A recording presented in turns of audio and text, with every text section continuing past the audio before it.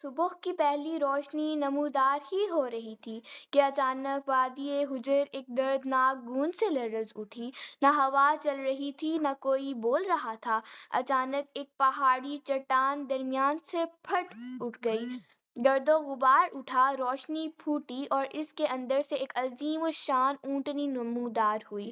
لوگ کانپتے ہوئے پیچھے ہٹ گئے۔ کسی نے دھیمی آواز میں کہا، یہ صالح علیہ السلام کا معجزہ ہے۔ قوم عاد اپنے غرور اور ظلم کی وجہ سے ہلاک ہو چکی تھی، مگر ان میں سے چند مومن لوگ جنہوں نے حضرت ہود علیہ السلام کی بات مانی تھی، اللہ نے انہیں بچا لیا۔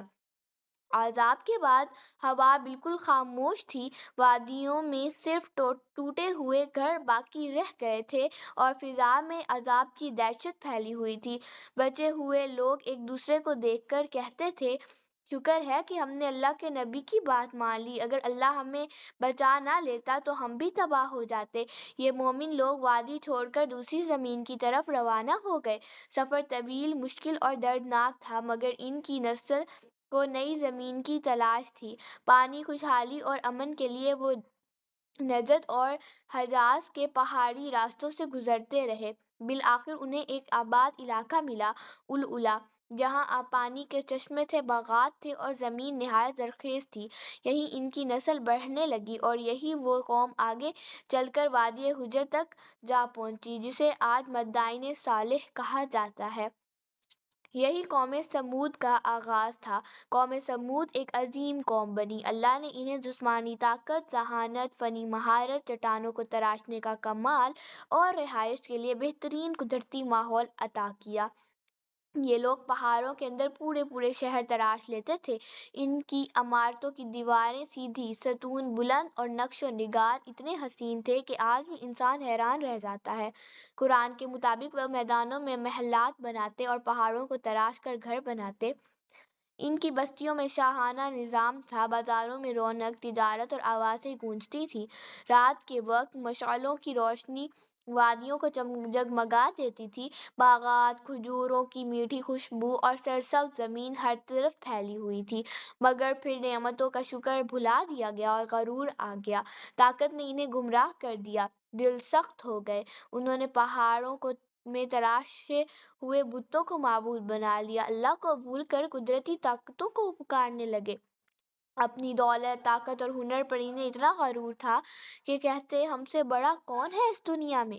کمزور لوگوں پر ظلم کیا گیا، ان کے حقوق چھین لیے گئے، سرداروں کی مرضی ہی قانون بن گئی۔ یہ سب کچھ یوں تھا جیسے کوئی انسان اللہ کے قانون کو چھوڑ کر اپنا قانون بنا لے اور خود کو اس سے مستثنی سمجھ لے۔ قوم سمود میں فساد، بے حیائی اور گناہ عام ہو چکا تھا۔ ان کا مشہور جملہ تھا، ہم پہاڑ تراش کر گھر بناتے ہیں، ہمارے مقابلے میں کون ٹھہر سکتا ہے۔ وہ نعمتوں کو اپنی طاقت سمجھ بیٹھے اور یہ بھول گئے کہ دینے والا بھی اللہ ہے اور چھیننے والا بھی۔ اس وادی میں ایک معزز خاندان، عبید بن مسرح کے گھر ایک نورانی بچہ پیدا ہوا۔ یہ تھے صالح علیہ السلام۔ بچپن ہی سے نرمی، حکمت، نور، گہری سوچ اور حق کی محبت ان میں نمایاں تھی۔ قوم کے بزرگ کہا کرتے تھے، یہ لڑکا عام نہیں، اس کی باتوں میں گہرائی ہے۔ جوانی میں ان کا رویہ دوسروں سے بالکل مختلف تھا، دنیا کی چمک انہیں متوجہ نہ کرتی۔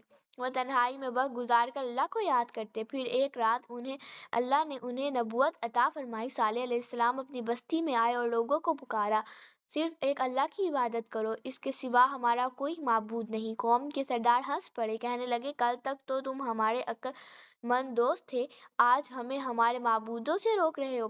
صالح علیہ السلام نے پیار سے سمجھایا، یہ وادی، یہ عمارتیں، یہ طاقت سب اللہ کی نعمت ہے، شکر کرو، شرک مت کرو۔ قوم نے جواب دیا، بے بنیاد باتیں نہ کرو، اگر تم سچے نبی ہو تو کوئی نشانی دکھاؤ۔ انہوں نے مطالبہ کیا، اس پہاڑی چٹان کے اندر سے ایک زندہ اونٹنی نکال کر دکھاؤ۔ صالح علیہ السلام ان کے ساتھ اس پہاڑ کے پاس گئے اور اللہ سے دعا کی، اے میرے رب، تو گواہ ہے، اپنی نشانی ظاہر فرما۔ اچانک وادی کا منظر بدل گیا، پہاڑ درمیان سے پھٹ گیا، روشنی کی لہر دوڑ گئی اور ایک عظیم الشان اونٹنی چٹان سے باہر نکل آئی۔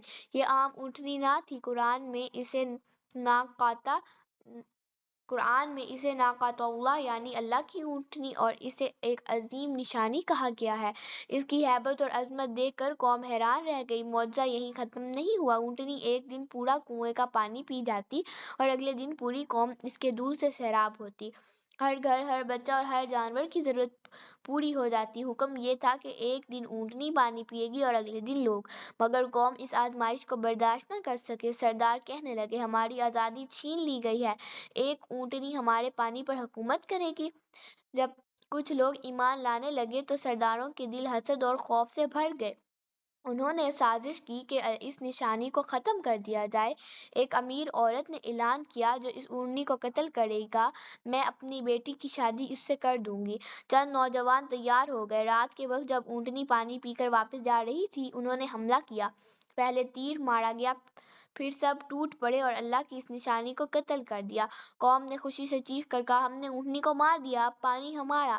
یہی وہ جرم تھا جس پر عذاب کا وعدہ تھا۔ صالح علیہ السلام آئے، ان کا چہرہ زرد اور آنکھوں میں آنسو تھے۔ انہوں نے فرمایا تم نے اللہ کی نشانی کو قتل کر دیا، اب تمہارے پاس صرف 3 دن ہیں۔ پھر عذاب کا آغاز ہوا۔ پہلے دن چہرے زرد ہو گئے، دوسرے دن چہرے سرخ اور ہوا تیز ہو گئے، تیسرے دن چہرے سیاہ اور وادی میں موت کی بو پھیل گئی۔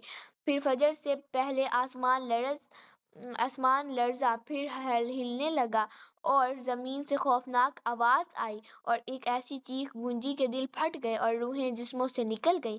قوم سمود کے سب لوگ اپنے گھروں میں اوندھے پڑے رہ گئے۔ قرآن کہتا ہے ایک چیخ نے انہیں آ پکڑا اور قوم سمود ختم ہو گئی۔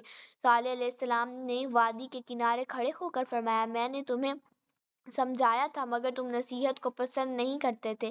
مدعی صالح آج تک گواہی دیتا ہے کہ قومیں امارتوں سے نہیں ایمان سے بچتی ہیں۔ اگر آپ کو یہ قرآنی کہانی پسند آئی ہو تو ویڈیو کو لائک کریں، کمنٹس میں بتائیں اگلی بار کس قوم کی کہانی سننا چاہتے ہیں اور چینل کو سبسکرائب کرنا مت بھولیں۔ اللہ حافظ۔